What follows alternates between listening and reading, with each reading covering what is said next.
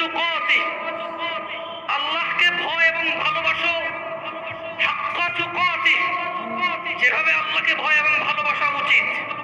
ওয়ালা তামুতুন্না ইল্লা ওয়া আনতুম মুসলিমুন, এবং তোমরা মৃত্যুবরণ করো না মুসলিম হওয়ার পূর্বে। জেনে রাখো পৃথিবীতে একটা আমল আছে, যে আমল তোমার সমস্ত, পৃথিবীতে একটা পাপ আছে, একটা কাজ আছে, যে পাপ তোমার সমস্ত আমলকে নষ্ট করে দেবে। যেমনটা আল্লাহ তাআলা কোরআনুল কারীমে বলছে, ওয়ালাকাদ উহিয়া ইলাইক ওয়া ইলাল লাযিনা মিন ক্বাবলিক লাইন আশরাকতা লায়াহবাতান্না আমালুক ওয়া লাতাকুনান্না মিনাল খাসিরিন।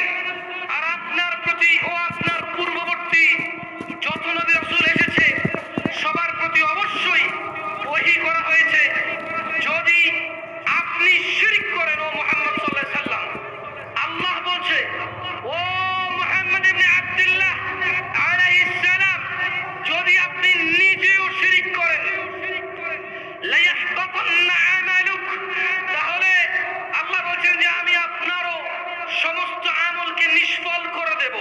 ওয়ালা তাকুনান্না মিনাল খাসিরিন রাহমাতাল লিল আলামিন, ইমামুল আম্বিয়া ইমামুল মুরসালিন, যেই হন না কেন যদি আপনি নিজেও শিরক করে বসেন, ওয়ালা তাকুনান্না মিনাল খাসিরিন, আপনিও ক্ষতিগ্রস্তদের অন্তর্ভুক্ত হয়ে যাবেন।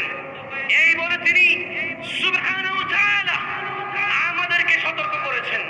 ওয়া উম্মতে মুহাম্মাদরা সাল্লাল্লাহু আলাইহি ওয়াসাল্লাম, ইয়া আব্দুল্লাহ, হে আল্লাহর আবেদরা, সতর্ক হন।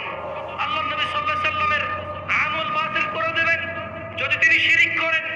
এই কথা দিয়ে আসলে আমাদেরকে বুঝিয়েছেন যে আমাদের রাসূল মুহাম্মদ সাল্লাল্লাহু আলাইহি সাল্লাম, যিনি আল্লাহর কাছে হাবিবুল্লাহ, যিনি শাফায়াত করার সুযোগ পাবেন, যিনি শাফায়াত করার সৌভাগ্য অধিকার করবেন, ওনাকে দিয়ে আমাদেরকে বোঝানো হয়েছে যে অপরাধ ক্ষমা হওয়ার নয়, 5 জনের মানুষের উচিত সেই অপরাধ সম্পর্কে আজকে থেকেই সতর্ক হওয়া এবং অন্যকে সতর্ক করা।